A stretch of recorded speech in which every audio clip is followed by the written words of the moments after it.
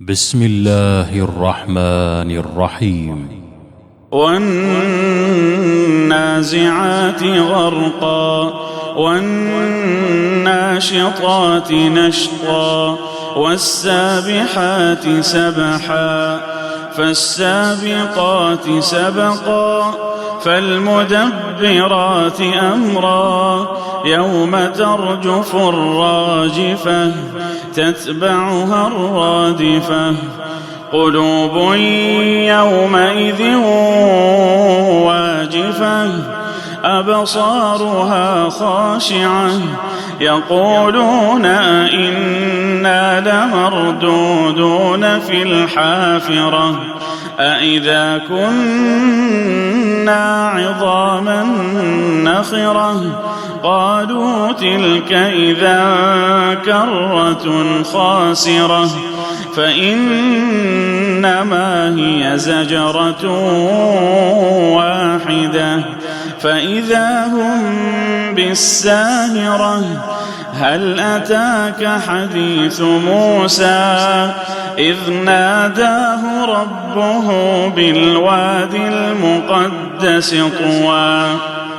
اذهب إلى فرعون إنه طغى فقل هل لك إلى أن تزكى وأهديك إلى ربك فتخشى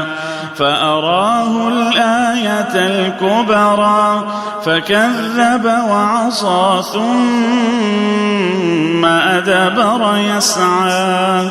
فحشر فنادى فقال أنا ربكم الأعلى فأخذه الله نكال الآخرة والأولى إن في ذلك لعبرة لمن يخشى أأنتم أشد خلقا أم السماء بناها رفع سمكها فسواها وأغطش ليلها وأخرج ضحاها والأرض بعد ذلك دحاها أخرج منها ماءها ومرعاها والجبال أرساها متاعا لكم ولأنعامكم فإذا جاءت الطامة الكبرى يوم يتذكر الإنسان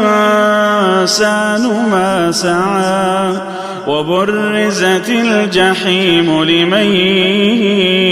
يرى فأما من